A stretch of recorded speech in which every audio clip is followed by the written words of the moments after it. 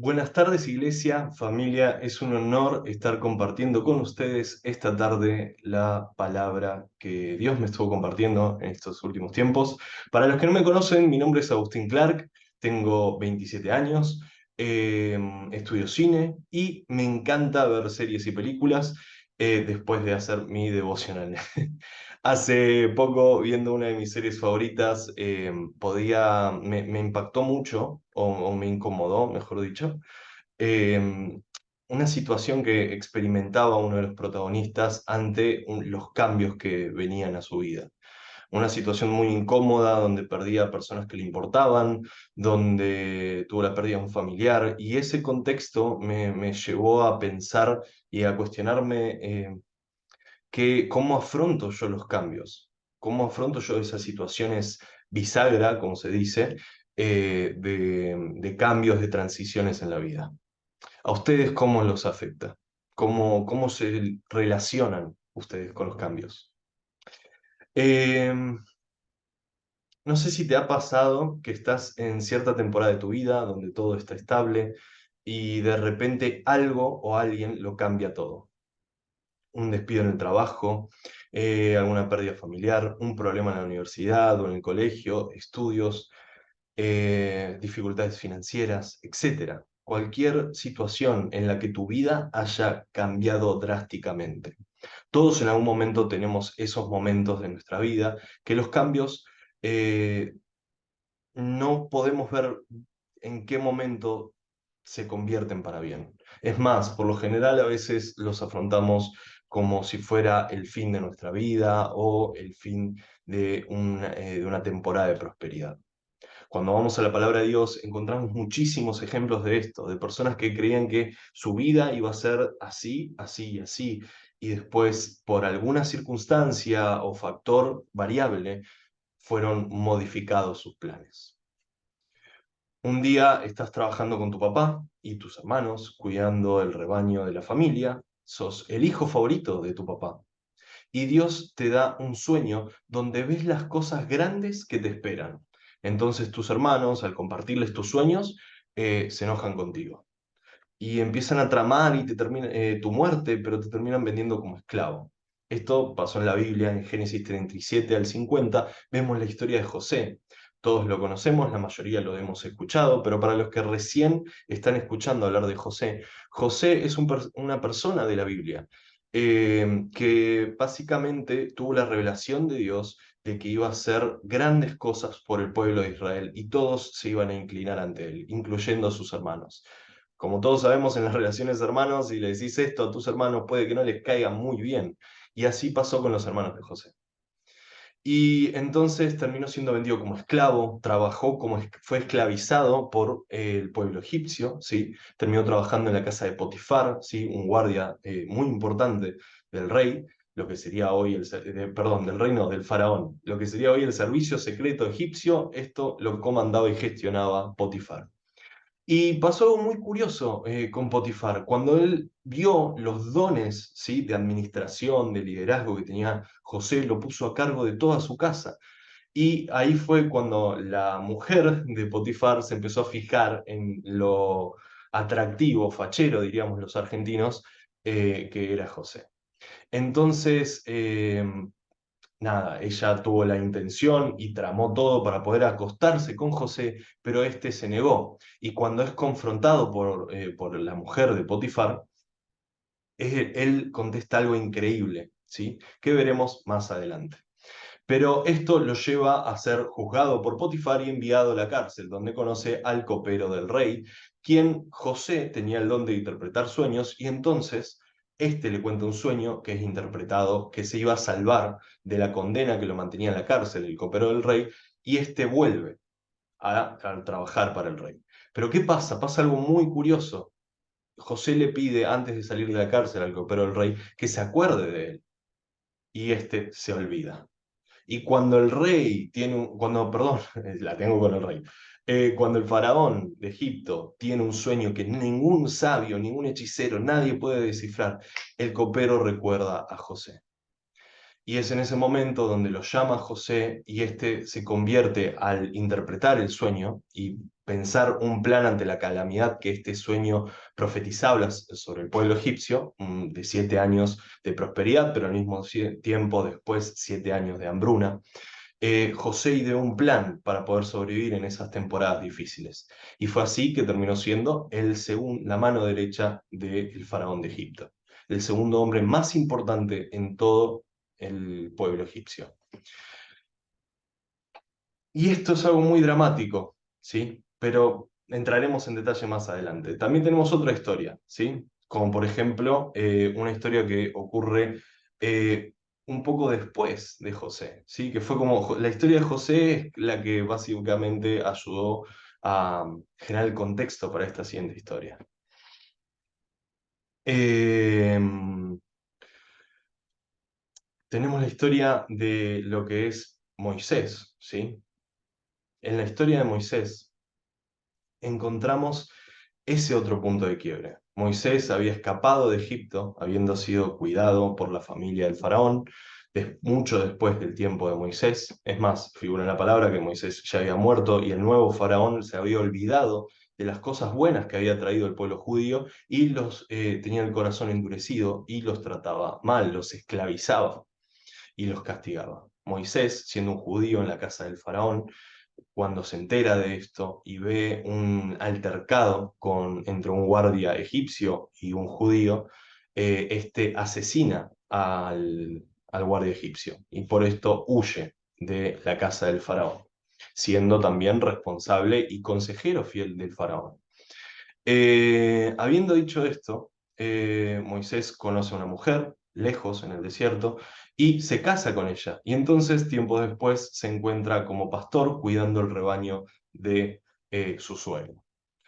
En lo cual tiene un encuentro con el ángel del Señor en medio de la zarza. Todos vimos las películas, espero, y se las recomiendo. La verdad, estas son justo dos de las mejores películas animadas de la Biblia que hay.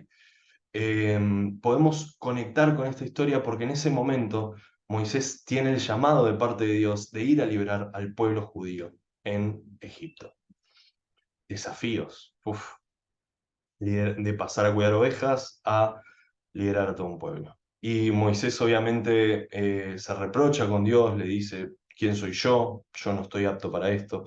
Pero en versículos más adelante podemos ver cómo a Moisés se le comisiona esto. Todo esto ocurre, si lo buscamos en la Biblia, en Éxodos 3, ¿sí? Lo que me encanta de estas dos historias, que son muy distintas, pero si leemos, ¿sí?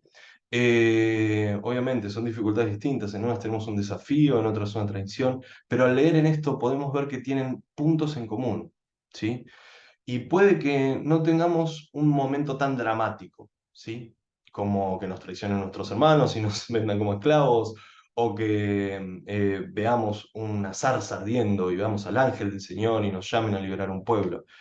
Pero quizás las coincidencias, ¿sí? En la vida de estos hombres te puedan ayudar, como me ayudaron a mí, en esos momentos difíciles. Creo que hay tres puntos claves que nos pueden ayudar, principios fundamentales que siguieron José y Moisés para poder atravesar y salir victoriosos en los momentos difíciles. El punto número uno, ¿sí? Es relación con Dios. En ambos casos fue a través de la relación, lo que sabían y conocían de Dios, lo que los sostuvo durante los cambios, ¿sí? En el caso de Moisés, en Éxodo 3, del 12 al 13, pero Moisés le dijo a Dios, ¿y quién soy yo para presentarme ante el faraón y sacar de Egipto a los israelitas? Yo estaré contigo, le respondió Dios, y yo te voy a dar una señal que soy yo quien te envía. Cuando hayas sacado de Egipto a mi pueblo, todos ustedes me rendirán culto en esta montaña. Ya Dios le estaba dando toda la estrategia, le estaba infundiendo ánimo, fe, le estaba diciendo quién era él para Dios y cuál era la capacidad que Dios había formado en Moisés. Moisés al principio dudaba de esto, pero fue en esta charla íntima donde encontró ese valor, ¿sí? Por eso es clave en esos momentos difíciles cuidar y profundizar en tu relación con Dios. En el caso de José, podemos ver en Génesis 39, del 8 al 9, lo siguiente. Pero José se negó. Esto, para ponerlo más en contexto, es cuando la mujer de Potifar le insiste para acostarse con ella. Mire, le contestó, mi amo confía en mí y me puso a cargo de todo lo que hay en su casa. En el versículo 9, nadie aquí tiene más autoridad que yo. Él no me ha negado nada, con excepción de usted, le dice a su esposa, porque es su esposa, lo dice la palabra. ¿Cómo podría yo cometer semejante maldad? Sería un gran pecado contra Dios. Me encanta porque en esta historia del Génesis, José es hijo de Abraham, ¿sí? Abraham, como sabemos, es hijo de Isaac y Isaac es hijo de... perdón, ya se me mezclaron las cosas, es error de novato, pero bueno. Eh, Volviendo, en la secuencia es así. José es hijo de Jacob. Jacob es hijo de Isaac. Isaac es hijo de Abraham. Ahí los que ya vienen con años en el servicio, en la iglesia, están cantando la canción en su mente, como lo acabo de hacer yo cuando me di cuenta que me equivoqué. ¿Por qué digo esto? Abraham tenía una promesa de parte de Dios, que su descendencia iba a ser como la arena en el desierto, y iban a sobrepoblar la tierra, iban a generar naciones, de él iban a salir naciones. Y si vemos más adelante, Jacob no habla de su Dios, ¿sí? En otros ejemplos, en otros versículos de la Biblia, en el Génesis, cuando Jacob atraviesa dificultades, no habla de su Dios, habla del Dios de su padre, el Dios de Abraham y el Dios de Isaac. Pero José habla de su Dios. Acá ya vemos que la intimidad que tenía José al interpretar los sueños, al hablar, seguramente después de tener estos sueños que comentábamos antes, José habrá orado, habrá hablado con Dios, le habrá dicho, wow, ¿cómo es esto? ¿Qué voy a hacer? ¿Qué va a hacer? Y en esa intimidad es que en su corazón José sabía lo que era un pecado. José sabía que era un pecado esa ofensa, un pecado contra Dios y un pecado contra Potifar. Y me encanta que es esa intimidad en el corazón lo que nos marca en qué momentos, en esos cambios, qué decisiones tomar, hacia dónde apuntar. En Génesis 39, del 8 al 9, que es lo que acabamos de leer, ya me estoy confundiendo con las notas, vamos a avanzar. ¿Sí? Eso que acabamos de ver en la intimidad con Dios es nuestro punto número uno. En el caso de Moisés fue en esa charla con la zarza. En el caso de José vemos la expresión de esa intimidad, ¿sí? Cuando confronta a la mujer de Potifar que quiere acostarse con él. Ahora en el punto 2 vemos que las convicciones ante estas situaciones, en medio de los cambios, experimentamos muchas tensiones, ¿sí? Las convicciones es lo que nos mantiene centrado, ¿sí? No podemos permitir que el estrés de los cambios, de las dificultades, nos traigan, nos desorienten, perdón, nos distraigan de nuestras convicciones. En Génesis 39, el versículo que vimos antes, 39:9, vemos cómo la convicción de José de no pecar se convierte en ese momento clave. Y yo creo que es la mejor expresión en la historia de José, de cómo lo sostendría, aún en las dificultades que mencioné anteriormente. Cuando estuvo en la cárcel, cuando el copero del rey se olvidó de él. Esa convicción es la que lo ayudó a avanzar en la historia, pero no me voy a adelantar. En medio de las tormentas, las convicciones son probadas, como José, y es clave aferrarnos a esas convicciones, lo que hace que podamos seguir adelante. No es fácil, pero al apoyarnos en Dios, las cargas se hacen más ligeras. Hay una frase de una canción que me encanta que dice, las penas se convierten en alabanza cuando encontramos compañía. Y la primer compañía a la que debemos buscar es la compañía del Padre, es la compañía de Dios. Porque ¿quién te va a amar más que tu padre? Y sí, a veces puede resultar difícil recibir esa dirección, esa incomodidad, como fue en el caso de Moisés, pero nuestro Padre nos conoce, tu Padre en los cielos te conoce y sabe de qué sos capaz. Punto 3. Sigue adelante. Keep going. Eso es una palabra que hasta el día de hoy es como un recordatorio fundamental de lo que es el correr con Dios, ¿sí? vemos diferentes momentos donde tanto a José y a Moisés pudieron querer abandonar y no lo hicieron. Se atrevieron a mantenerse y dar un paso más. Aún con estas dificultades, José abrió las puertas de Egipto para el pueblo de Dios y salvó muchísimas personas. Esto aparece en la Biblia y me encanta. Moisés liberó y guió al pueblo fuera de Egipto hacia la tierra prometida. No es, y me encanta, porque decimos, podemos decir, esto es del Antiguo Testamento, esto pasó hace muchísimo tiempo, pero tenemos ejemplos más cercanos en la Biblia y en el Nuevo Testamento. Tenemos las declaraciones de Pablo, ¿sí? Tanto en Filipenses como en Timoteo. Pablo, recordamos, es un maestro de la ley que perseguía a los discípulos de Jesús y tuvo una aparición de Jesús después de haber ascendido a los cielos, donde Pablo deja de ver. Y es a través de esta ceguera donde la voz de Jesús lo guía para cambiar su vida. Muy similar a las historias que vimos anteriormente. Una dificultad, un encuentro con Dios y un planteamiento y seguimiento del propósito de Dios para la vida, como lo vimos en José, en Moisés, ahora lo vemos en Pablo. Y me encanta esto que estos pasajes, ¿sí? En estos dos libros, son claves, por lo menos en mi vida diaria. Es algo que me ha sostenido hasta el día de hoy y es algo que son palabras que repito constantemente en mi intimidad con Dios y ante las dificultades. Filipenses 3, 12 al 14. No es que ya lo haya conseguido, dice Pablo, todo aquello que ya sea o que ya sea perfecto. Voy a volver a empezar. Filipenses 3, del 12 al 14. Esto lo dice Pablo para la iglesia de Filipenses, en Filipo.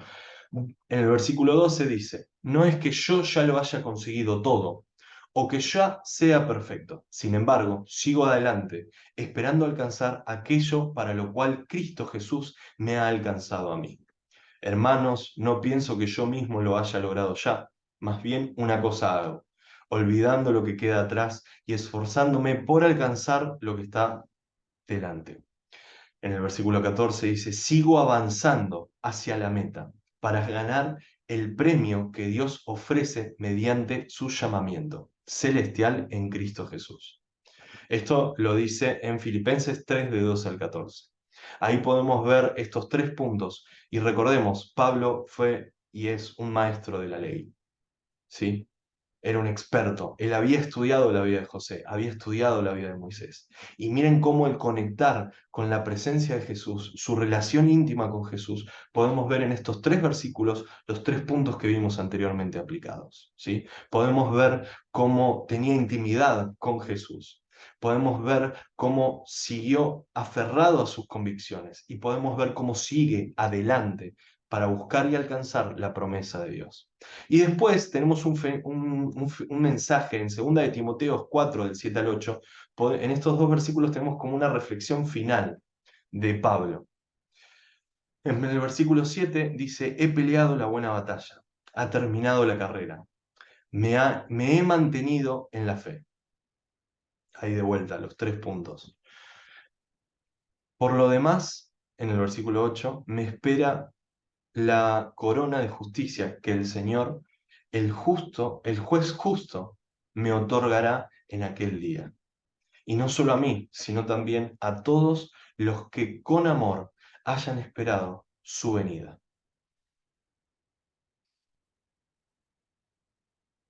Te digo estas palabras porque también a mí me afectan. Los cambios no son fáciles para nadie. No porque yo esté hablando de esto quiere decir que ya lo tenga superado.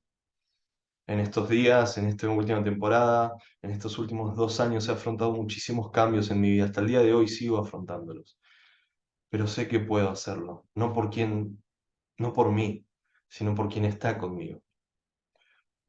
Porque me extiendo a la meta. Porque suelto lo que tengo ahora y en el pasado y me extiendo a lo que Dios tiene para mí. Te animo a que si estás en esta temporada de cambios como yo, busques en tu intimidad ese aliento especial, ese ánimo que solo Dios puede darte. En estos versículos vemos la convicción y la promesa cumplida en la vida de Pablo.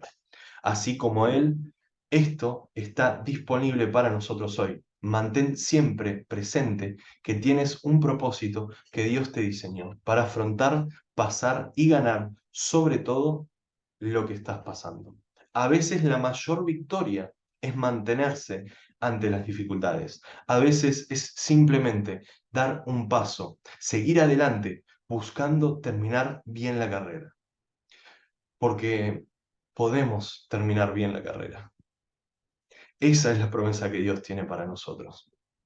Esto es la verdad que el diablo quiere que ignores. Y si tenés unos minutos más, me gustaría orar por vos, orar por mí, orar por todos nosotros. Porque sé que Dios quiere hacer algo diferente. A partir de este momento, no importa cuándo veas esto, no importa cuándo lo escuches, hoy Dios quiere hacer algo diferente en tu vida. Vamos a orar. Padre, te doy gracias por aquellos momentos, aquellas circunstancias, por aquellas complicaciones difíciles que lo cambian todo en nuestras vidas. Porque sabemos, papá, que dejando en tus manos esos momentos difíciles se convierten en nuestras mejores horas, se convierten en nuestras mejores victorias. En el nombre de Jesús, papá, te pido que nos estés dando fuerzas en esos momentos difíciles, consolando y animándonos en tu intimidad, en la intimidad que desarrolles con Dios. Y para esto te pido que nos muestres de esa forma especial e íntima a nuestro corazón cuánto nos amas.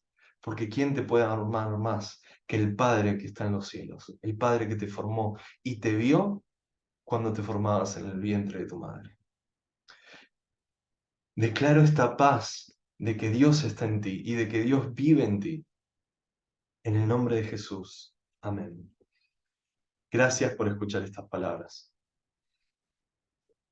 Y, y te animo a que trabajes en tu intimidad con Dios.